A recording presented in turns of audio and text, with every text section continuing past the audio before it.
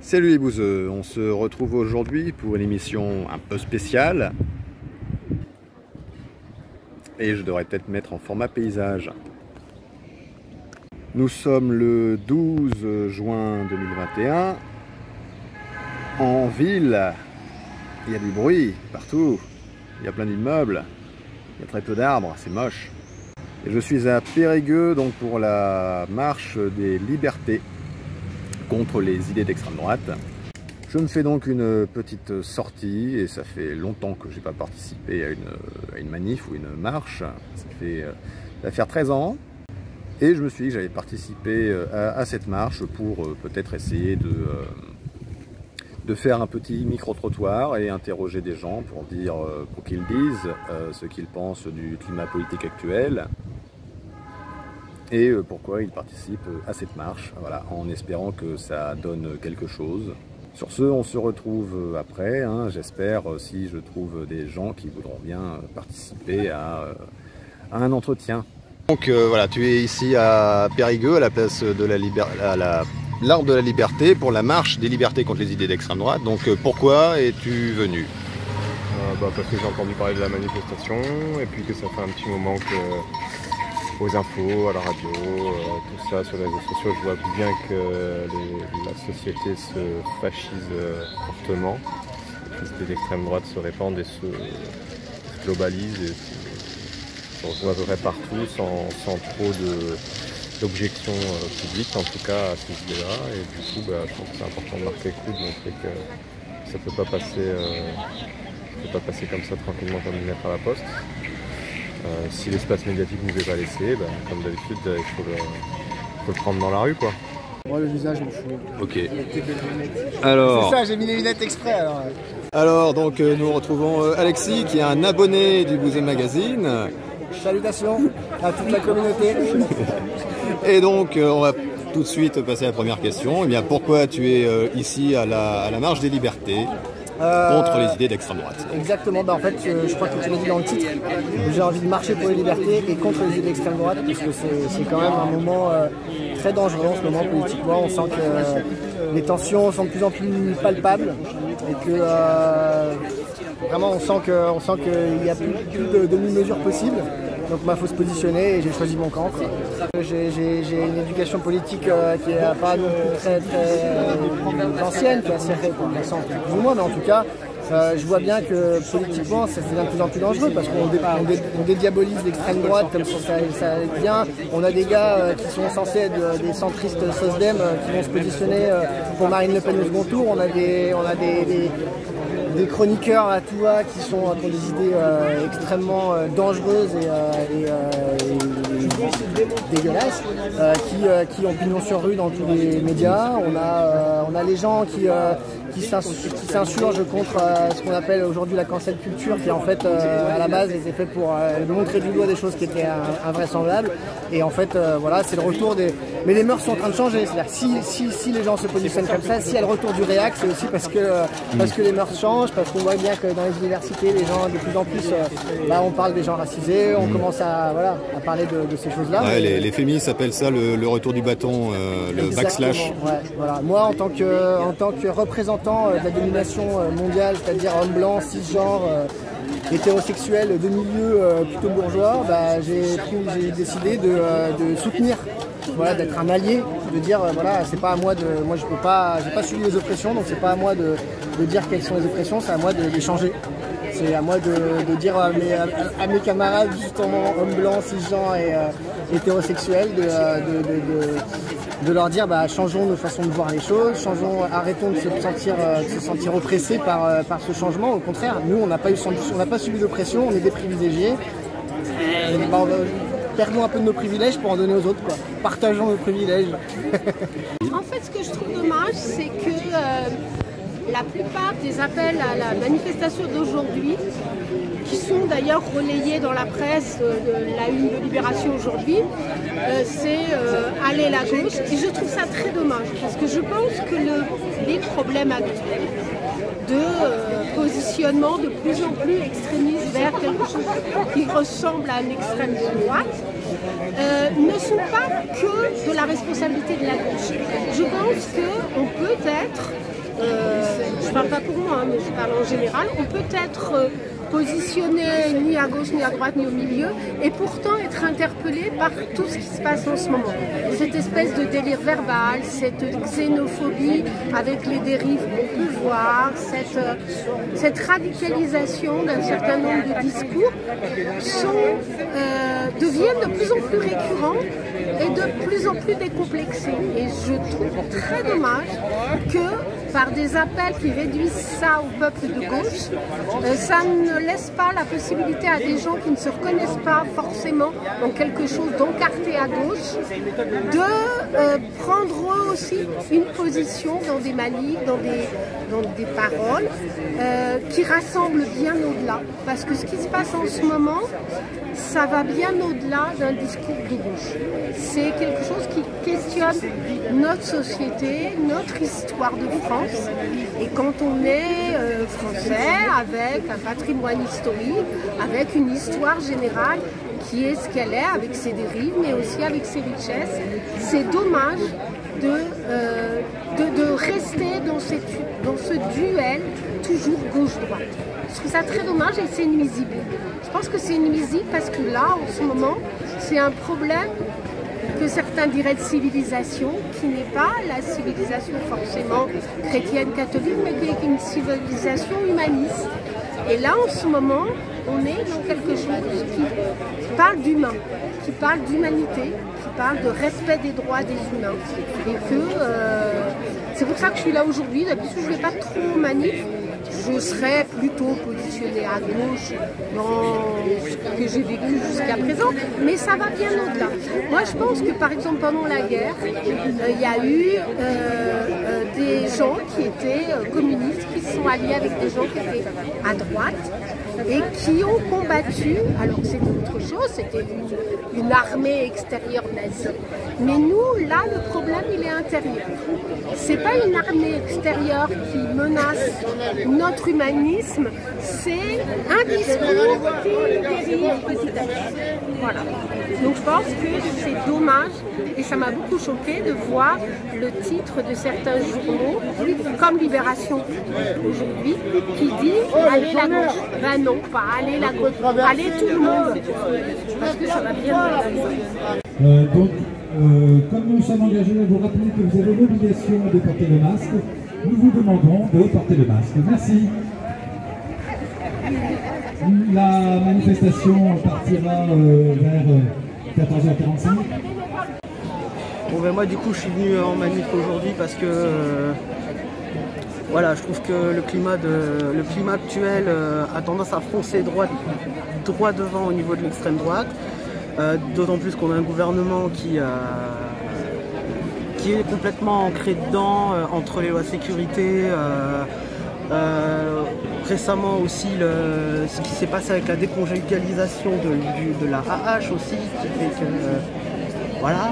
Et l'aide aux handicapés. Voilà, tout à fait, qui n'a pas été soutenue par la majorité. Alors que la gauche était complètement avec. Et en fait, je trouve que cette manifestation, elle tombe bien parce qu'on a eu la vidéo de Papacito qui laisse présager que nous, les gauchistes, on n'est pas vraiment en sécurité, quoi. Il y en a qui se sentent un peu pousser des ailes et que voilà, quoi, en gros. On doit être ici, on doit être là, on doit faire comprendre que il y aura des coupures au montage, hein, parce qu'avec mes enfin voilà, on doit être ici pour montrer qu'on est là, qu'on va pas se laisser faire, on va pas sortir les armes parce que c'est pas trop, voilà, c'est pas notre genre, mais voilà quoi, faut montrer qu'on est là, qu'on a nos idées et il n'y a pas de mal.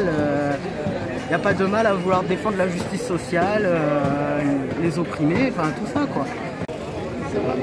Je pense que c'est important de montrer qu'on est contre ces mouvements d'extrême droite. La situation en politique là en France actuellement, les extrêmes droites sont en train de monter et n'arrêtent pas de monter à cause peut-être des partis au pouvoir qui ne font pas grand-chose. Et puis aussi que le fait que tout le débat politique se base sur les questions identitaires et des faux, presque des faux complots d'islamo-gauchisme, oui, par exemple, au lieu de se porter sur des vraies questions sociales qui seraient plus importantes. Voilà, par exemple, rien que pour les élections régionales, où tout l'argumentaire du Front National, pour citer lui, est basé sur la sécurité, renforcer la sécurité, basé sur la peur des violences urbaines, alors que ça ne fait pas partie des pouvoirs des régions. C'est soit au niveau national, soit au niveau municipal que ça se fait. Donc là, on voit qu'ils cherchent juste à occuper le plus de présence possible pour faire passer leur message, au lieu de vraiment s'intéresser aux missions régionales.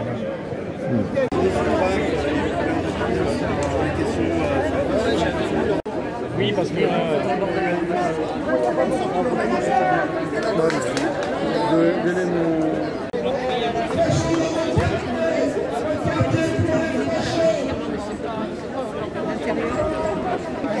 Donc si je suis ici, moi c'est surtout parce que j'en ai assez du discours d'extrême droite, donc qui est banalisé sur les chaînes d'information et qui nous fait nous sentir très solitaires quand on a des idées plutôt humanistes, je dirais.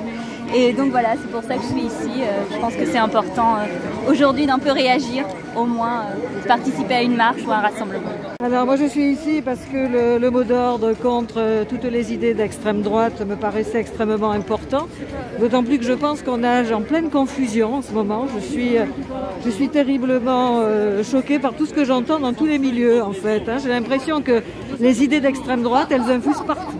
Effectivement, lutter contre les idées d'extrême droite qui infusent partout dans tous les milieux, oui, il faut dénoncer, il faut être là pour se battre contre ça.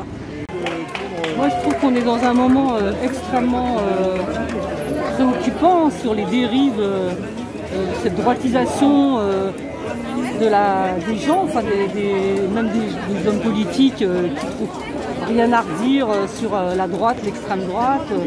Quand on voit le patron du Parti communiste qui va manifester avec les flics d'extrême droite, moi ça me fait peur, quoi. Je me dis où est-ce qu'on est, quoi.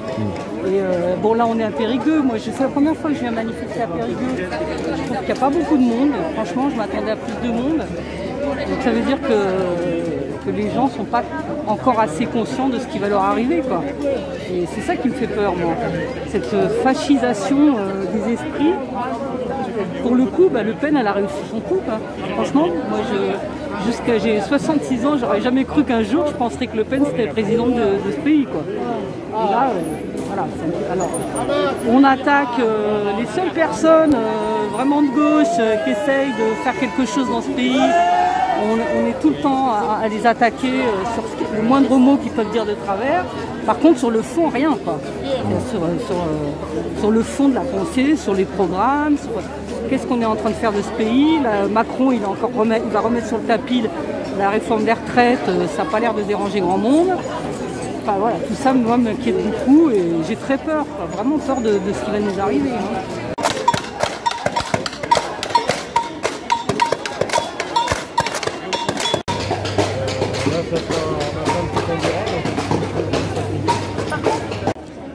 Pourquoi je suis ici? Parce que je sens que depuis l'élection de Macron, les idées d'extrême droite sont mises en avant et je sens que nos libertés sont de plus en plus reniées. C'est pour ça que je participe souvent à ce type de rassemblement.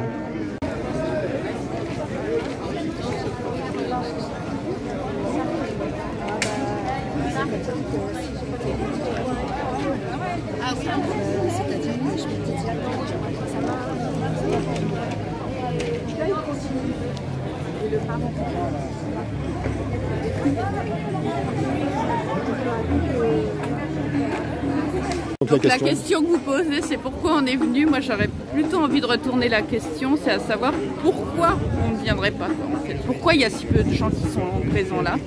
Parce que la marche pour les libertés, la marche à la fois pour le climat, enfin moi j'y vois les deux en même temps, quoi, en fait.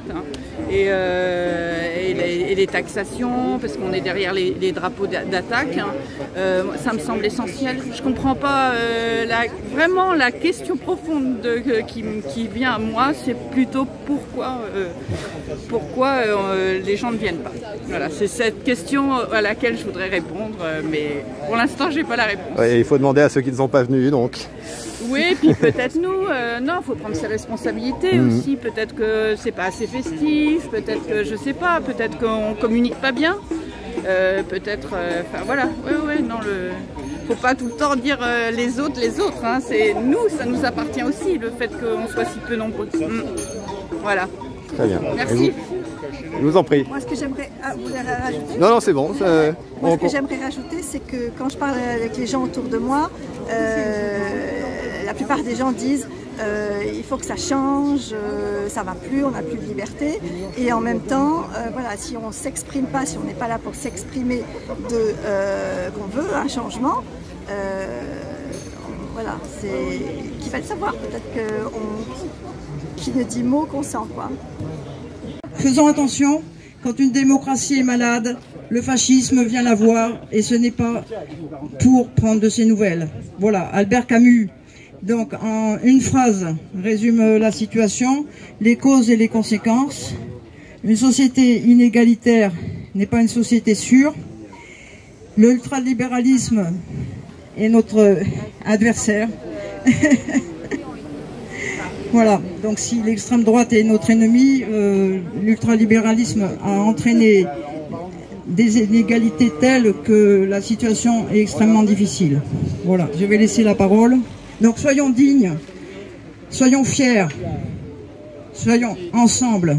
Si les idées du Rassemblement national, du Front national et de tous les autres fachos sont aussi présentes aujourd'hui, c'est aussi parce qu'on a été peut-être habitué à ce discours qui nous est distillé jour après jour dans les médias, qui prend de plus en plus d'importance.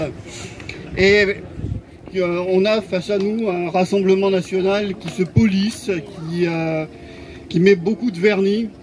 Mais quand on les écoute avec attention, on sait que la bête est toujours là, la peste est toujours là. Hein, j'ai la chance de les côtoyer au conseil régional. Et quand je dis la chance, c'est bien entendu humoristique. Et on le voit, et notamment, et je salue, à chaque fois d'ailleurs je le fais, je salue le CIP qui est présent et tous les acteurs culturels. À chaque fois, les fachos, les dictatures vont d'abord s'attaquer à la culture. On l'a vu par le passé, on le voit, je le constate aussi au conseil régional, le discours de haine qu'ils peuvent avoir sur la culture. Ils voudraient une culture qui ressemble à on ne sait pas trop quoi, mais en gros, surtout pas quelque chose qui nous amène à nous interroger et à avoir un peu de sens critique. Donc tout ce qui va être une déviance pour eux, eh bien ils s'y opposent frontalement. Et là, on voit que au fond d'eux, la peste est toujours là.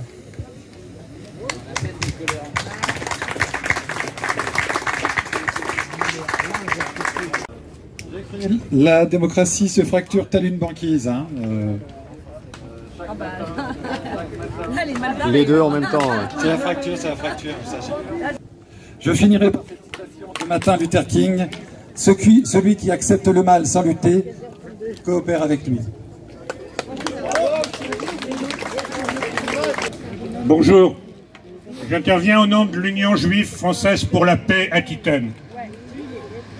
Et je dois vous dire que j'ai toujours la tristesse de constater que ceux qui prétendent représenter les juifs dans ce pays sont absents des mobilisations contre l'extrême droite et contre les dangers du fascisme. Je ne vais pas être long, mais je voudrais quand même parler de deux choses pour ne pas répéter ce qui a été dit tout à l'heure. Oui, effectivement, nous sommes dans une logique pré-fasciste au sens où l'ensemble du système légal mis en place est, s'il est pris en main par des forces politiques prêtes à l'utiliser dans l'esprit du Rassemblement national, ils ont aujourd'hui le système légal leur permettant d'intervenir. C'est en ça que nous pouvons dire que nous sommes très directement dans une situation que l'on peut appeler pré-fasciste. On est aussi dans une situation pré-fasciste si on pense par exemple à la convention internationale qui a eu lieu en 1938 à Évian, où tous les pays occidentaux se sont alliés pour refuser les réfugiés qui étaient directement en danger en raison de la montée du nazisme et du fascisme. Et les pays ont refusé d'accepter ces réfugiés. Certains se sont retrouvés en camps de concentration en France, c'est comme ça que ça s'appelait, des camps de concentration pour les républicains espagnols ou pour d'autres étrangers. Et ça, c'est pas une décision du maréchal Pétain, c'est une décision de la Troisième République à partir de 1938 et de 1939. Nous sommes donc dans une situation qui doit nous faire penser que la manière dont aujourd'hui la Méditerranée est un cimetière, c'est quelque chose qui renvoie à des choses très précises. Bonjour à toutes et à tous. Je voudrais compléter ce qu'a dit notre camarade Evelyne tout à l'heure. C'est effectivement Thomas Porte et Éric Coquerel qui ont lancé l'appel à ce rassemblement. Et c'est aussi plus de 100 personnalités. Donc on voit bien que c'est quand on est ensemble aussi qu'on arrive à se fédérer. Et ça me paraît très important.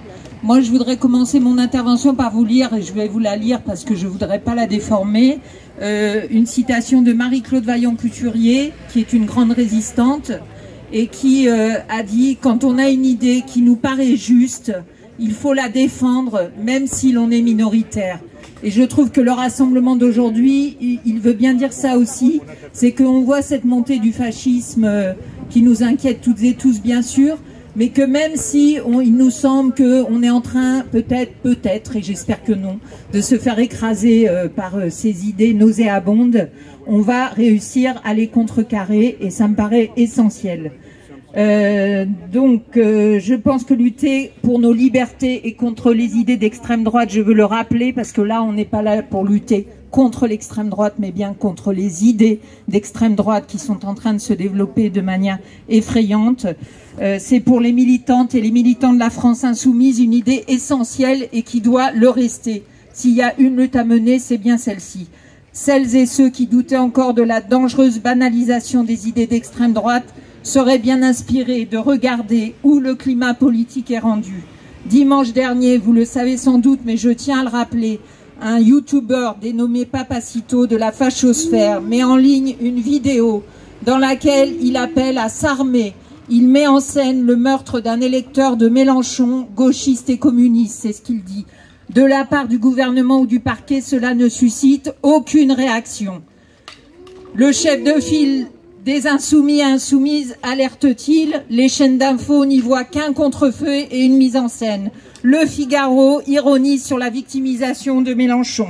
Libé et Valeurs Actuelles y voient une diversion. La vidéo étant pour l'homme juste un peu tendancieuse. YouTube retire la vidéo après 130 000 vues. Nous, les insoumis et insoumises, nous avons déposé une plainte collective, c'est en cours et je vous incite à le faire. Même si vous n'êtes pas insoumis ou insoumise dans l'âme, je pense que c'est très très inquiétant.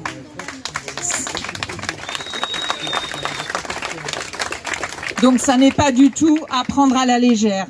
Cette situation résulte d'une banalisation complète des pires discours d'extrême droite, à côté desquels celui de Marine Le Pen paraît acceptable et signe ce moment fascisant où la France est prête à basculer dans un régime de type autoritaire, c'est-à-dire liberticide, haïssant, égalité, raciste aussi bien sûr. Le gouvernement a multiplié les clins d'œil à l'extrême droite en reprenant ses obsessions, son vocabulaire et certaines de cette proposition. Ce gouvernement est vraiment puant. D'aucuns, d'aucunes disent que l'extrême droite n'a jamais été aussi forte. C'est l'abstention qui n'a jamais été aussi forte et cette colère que l'on comprend, tant les puissants maîtrisent le peuple. Regardons les milliardaires qui s'enrichissent encore et encore, profitant encore et encore de la situation qui pourtant va laisser bon nombre d'entre nous dans une grande précarité Et si nous ne sommes pas individuellement concernés, ça peut être n'importe qui dans notre entourage, de la famille, des amis. Et c'est pour ça qu'il faut se mobiliser, j'en suis vraiment convaincue. Il devient vital de décontaminer le débat public des questions identitaires qui le polluent et font obstacle aux urgences sociales, démocratiques et écologiques. Dans une semaine, vous le savez, nous allons aller voter. Nous serons donc, j'espère, ici tous, et nous allons convaincre autour de nous aussi d'aller voter. Nous devons accomplir ce devoir que tant de nos aïeux ont défendu. Donc mobiliser pour que les gens se tournent vers les urnes. Bien sûr, je représente la France Insoumise, j'en ai le badge, mais franchement, faites voter. Ça me paraît vraiment indispensable et c'est avec ça qu'on va lutter contre les idées d'extrême droite. Bonjour, nous on est de la CIP, la coordination des intermittentes et des précaires de la Dordogne. C'est important avec les copains d'intervenir aujourd'hui. En tout cas, nous on s'inscrit totalement aujourd'hui dans ce combat contre l'extrême droite. Je rappellerai que pendant il y a quelques semaines, nos camarades qui occupent le théâtre d'Orléans ont été lâchement attaqués par des fachos, voilà, qui a été d'une extrême violence. Donc aujourd'hui, je crois qu'il y a une affaire qui est en cours en justice, etc. Donc voilà, on a essayé, ils ont attaqué les précaires et les intermittents, et en faisant ça, ils ont attaqué l'ensemble du mouvement national. Nous, on s'inscrit effectivement dans cette lutte parce que nous, on se bat contre la précarité, contre toutes les formes de précarité, qu'on soit avec ou sans papier, qu'on soit étranger, qu'on soit dans la misère, qu'on soit travailleur mais avec des bas salaires, etc. Qu'on soit intermittent du spectacle. Voilà, on vit une situation, il va y avoir la question de l'assurance chômage, la réforme qui va être mise en place à partir du 1er juillet, qui est une mesure totalement inique, d'autant plus avec la période sanitaire que nous venons de vivre, pardon, excusez-moi, c'est l'émotion, et on sait que malheureusement, plus on appauvrit les populations, plus l'extrême droite va attiser les divisions, va attiser les dissensions entre les êtres humains, et c'est là où notre force, elle doit être, on doit tous être unis face au fascisme. Comme on dit, pas de fachos dans nos quartiers, pas de quartier pour les fachos. Et petite information, à 16h30 à la chapelle de la Visitation, nous allons diffuser un film qui aura tout son sens aussi avec la manif, qui s'appelle Pride, qui est un film en fait de convergence des luttes, justement de rassemblement et d'unité, part d'une histoire vraie. Donc les mineurs en 84 en Angleterre donc se mobilisent pour leurs mines, pour leurs emplois, et les LGBT, les gays et les lesbiennes de Londres décident de soutenir les mineurs, et c'est la rencontre entre deux mondes qui ne se côtoyaient pas. Et ben c'est un film qui romance effectivement cette histoire vraie, et on vous invite à venir à partir de 16h30 à la Visitation. Et ensuite on sera suivi d'un petit échange débat. Voilà. Vous êtes toutes et tous les bienvenus. Notre pays traverse une crise sociale, économique, écologique, sanitaire et politique de grande ampleur. Dans cette période d'incertitude, et parce que nos libertés collectives et individuelles sont de plus en plus menacées par la progression des idées de l'extrême droite dans le débat public, Europe Écologie Les Verts a appelé à rejoindre la grande mobilisation nationale de ce 12 juin. Attaque d'une librairie à Lyon, intimidation au sein des universités, violence en marge des manifestations. Chaque jour, l'extrême droite brutalise notre pays. Chaque jour, un peu plus, ses représentants pignons sur la rue sont encensés dans certains médias et relayés massivement. Chaque jour, elle impose ses idées, son agenda dans le débat public. Éric Ciotti déclarait récemment que le parti de Marine Le Pen n'était plus celui de son père et qu'il avait pu évoluer. Pour Valérie Pécresse, le danger n'est pas l'extrême droite, mais l'islamo-gauchisme. La droite dite républicaine, se revendiquant de l'héritage du général de Gaulle, participe désormais pleinement, par dessein électoraliste, à cette surenchère identitaire et liberticide. Et du côté de la majorité présidentielle, plusieurs lois mettent en cause nos libertés et tente de mettre en place progressivement une société de surveillance. C'est le cas de la loi sécurité globale, dont l'article 24 a été retoqué. Et M. Macron joue de ces dérives pour prouver qu'il est le recours indispensable pour une société apaisée. Pendant ce temps, le nombre de pauvres augmente. Les riches sont de plus en plus riches, le chômage explose, notre planète flambe et nos droits s'amenuisent. Lors du débat organisé par France Bleu, la candidate Rassemblement National au départemental voyait de l'insécurité dans les moindres rues de nos villages, alors qu'il n'en est rien. La candidate RN à la région transforme le ressenti d'insécurité dans les transports en commun en réalité. Il est plus facile de jouer sur les peurs. L'insécurité a bon dos pour cacher des incompétences. Climato-sceptique, clivante, adepte de l'injustice sociale, elle ne propose rien d'innovant et de responsable, et se dit soi-disant défenseur des Français et des Françaises. Électrices et électeurs, ne vous laissez pas endormir par des discours fourbes, malhonnêtes et néfastes. Ne gobez pas les informations diffusées par les gourous de la communication et du populisme, mais apportez du sens à vos réflexions. Participez à améliorer ce qui fait lien dans la société. Non, Monsieur Macron, il n'y a pas besoin de plus de lois liberticides pour faire concurrence à Marine Le Pen. Communiquez sur les vraies actions à mener. Utilisez la police pour faire un boulot de proximité et de paix. Favorisez l'emploi en relocalisant la production et en réorientant l'économie vers la transition écologique. Ne prenez pas de la croissance à tout prix et le consumérisme. Œuvrez pour une justice sociale et fiscale. Un Français sur 4 risque de voter Le Pen. Nous nous devons de les convaincre qu'ils ont de meilleurs choix à faire. Merci. Bien, je vous souhaite une bonne fin de soirée. Et très certainement à bientôt, parce que je pense qu'on n'en restera pas là et qu'on sera appelé à se retrouver sur ce genre de manifestation. Pas de fachos dans nos quartiers, pas de quartier pour les fachos.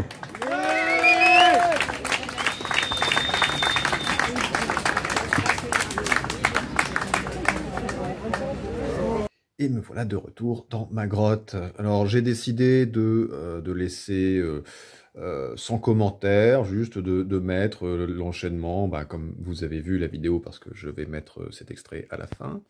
Donc ceci sans commentaire, sans ajout de ma part, voilà, juste pour laisser les gens s'exprimer finalement.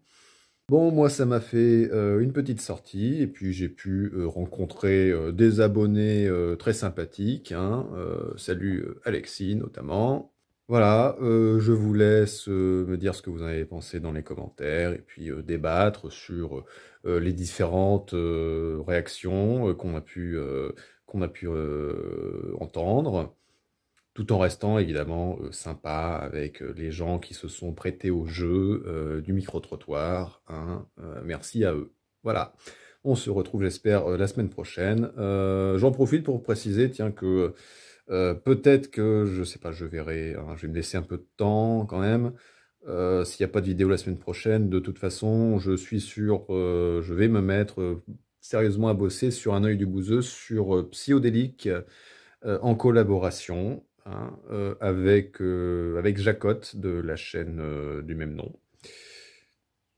Et je vous mets un lien pour découvrir ce qu'elle fait, un lien vers sa chaîne YouTube, et j'ai vu qu'elle se lance aussi sur Twitch, donc je vous mets les liens dans la description pour aller voir ce qu'elle fait. Et donc on la retrouvera dans une collaboration pour Un œil du bouseux sur Psyodélique. Allez, voilà, on se retrouve un autre jour. Allez, salut les bouseux.